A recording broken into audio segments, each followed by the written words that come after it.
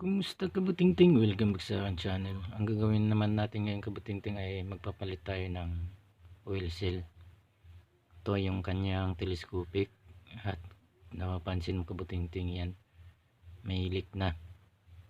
Hanggang sa taas na po yan. Ayan po ang papalitan po natin ngayon. Pati dito sa kabila may tagas na rin. Balik kabutingting na po sa atin mga motor pag mag-leak. Tumagas na po yung kabila, isabay-sabay na po natin yung papalitan para isahan na lang po tayo sa babayaran po sa ating labor. Kung kaya naman po natin palitan, tayo na magpapalit. At yan, meron po yan, tanggalin natin tornilyo yan, yung kanyang brake. Hugutin po natin lahat yan para matanggal natin yung kanyang gulong. Gamitin lang natin ng katala.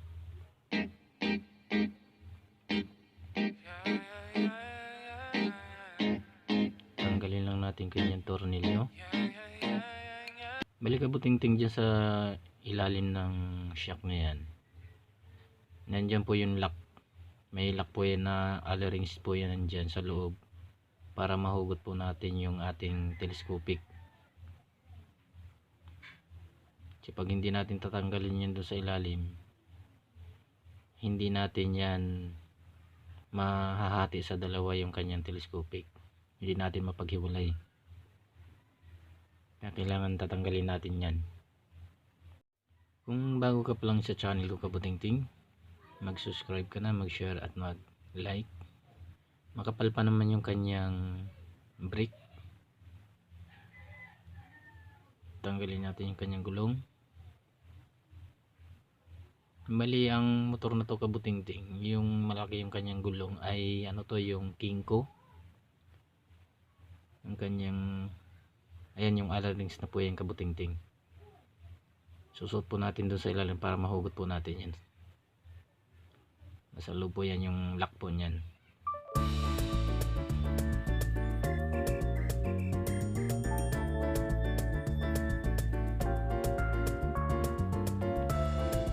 Gagamitan lang natin yan ng ibalik natin para makontra natin siya. Gamitan ng yabi. Yun, lumuwag na. Sabay na rin natin sa kabila. Balik kabutingting, napapansin ko rito sobrang luwag yung kanyang allen rings dun sa loob, hindi sa ganong kahigpit. Balik napapansin ko rin dito pati sa ilalim ng niya telescopic, lumalabas din yung kanyang langis. Malalaman natin ito mamaya kabutingting kung ano talagang nangyari dito. Tanggalin natin yung dalawang tornilyo.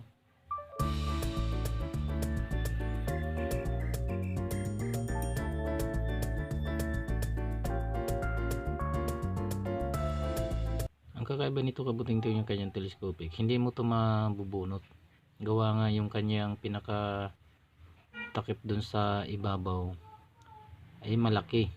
Kailangan tanggalin mo muna natin yung takip na yun sa ibabaw kasi hindi natin siya mahugot.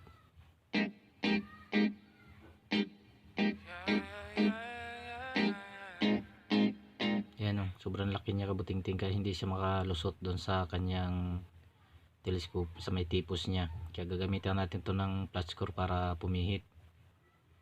Dahil wala akong allen rings na pantanggal dahil sobrang oversize po yung kanyang laki na allen rings. Puwi lang natin.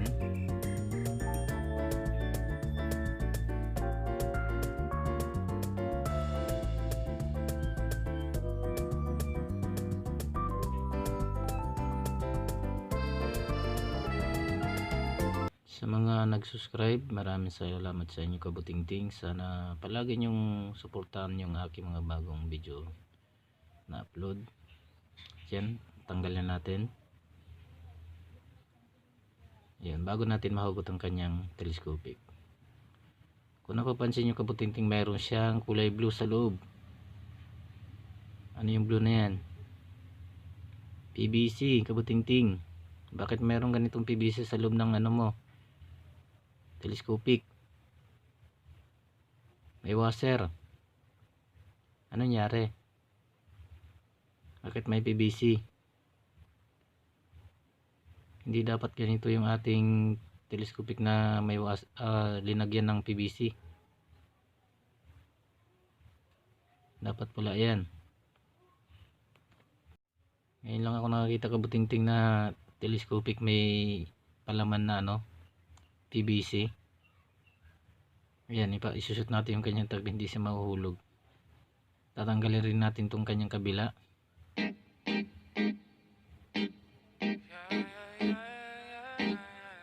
Nakakagulat kabutingting, ba't mayroong ganun PVC sa loob? Ito, yung itong isa rin, meron din. Ayan. Oh, may laman din PVC. Ano nangyari talaga? Nako, naloko na. Ayan. Dapat hindi ganyan kabutingting sa ating motor na. Ayan, yung kanya lang may washer din. Wala nang langis. Wala nang laman, tuyo na. Kukunti na lang yan. Parang tulo na lang yung lumabas. Bang klase. Ano nangyari dito sa kanyang telescopic? Ba't may PVC?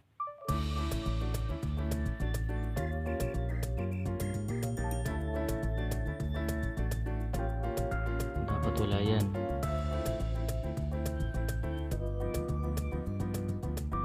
Mamaya kabutingting i-check po natin yung kung ano yung naging dahilan niya kung bakit na mayroong PVC dun sa loob. I-check po natin yan mamaya. At ayun kabutingting, isasama na rin natin yung kanyang starter. Papalitan na rin natin to ng bago dahil hindi na rin siya, kung irekta mo siya sa battery, wala na rin siyang segundo.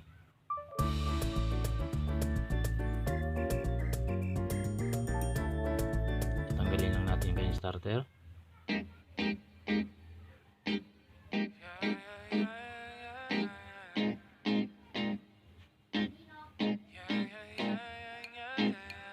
Tayong kabutingting, nandito na tayo sa loob ng bahay. I-check mo natin to kung ano talaga nangyari. Bakit nga ba nagkakaroon ng PVC dito sa loob ng telescopic? Dapat yan wala. Ayan. Kahit ako kabutingting, nabigla ako ba't mayroong ganito. May washer. Tingnan po natin kung anong ginawa ba dito. Yan, may pumatakpan langis. Ang napapansin ko rito kabutingting, yung kanyang spring maikli.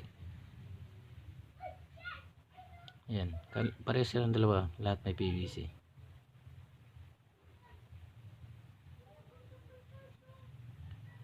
Punasin natin ng yan, basahan para sigurado na kitang kita talaga yung PVC. Ayan o.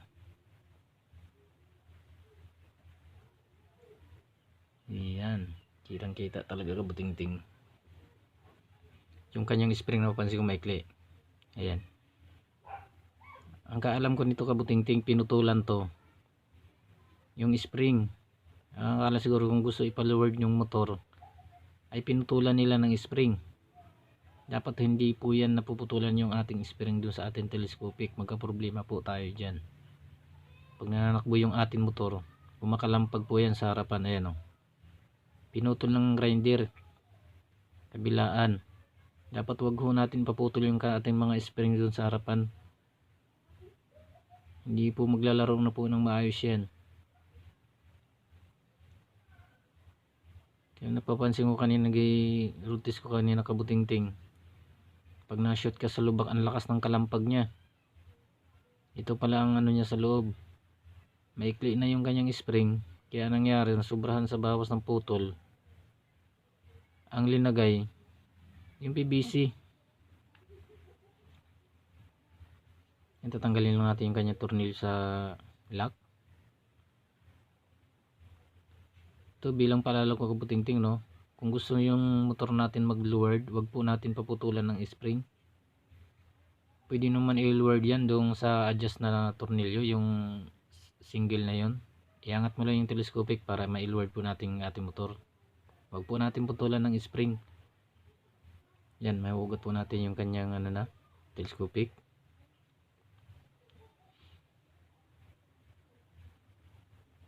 Balik kabuting-ting, magpalit tayo dito ng oil seal. Nasa loob po yung oil seal niyan, sa gitna.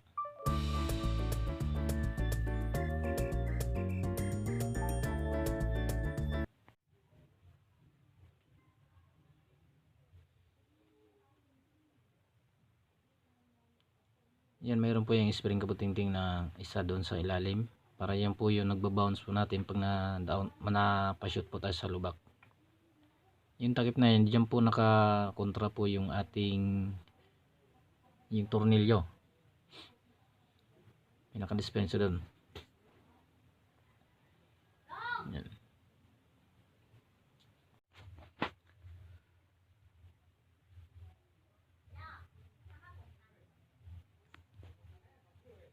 Yan.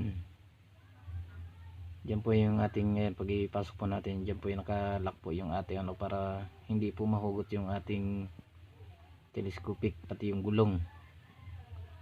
Yan, siya po yung nagpipigil.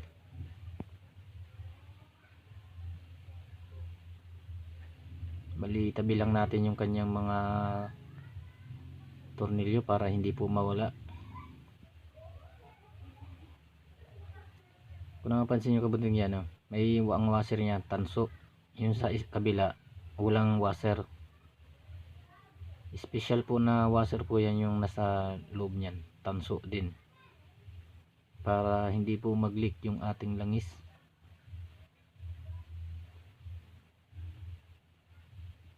Yan, nakakagulat talaga kabuting-ting, ba't mayroong ganito yung telescopic ng PVC.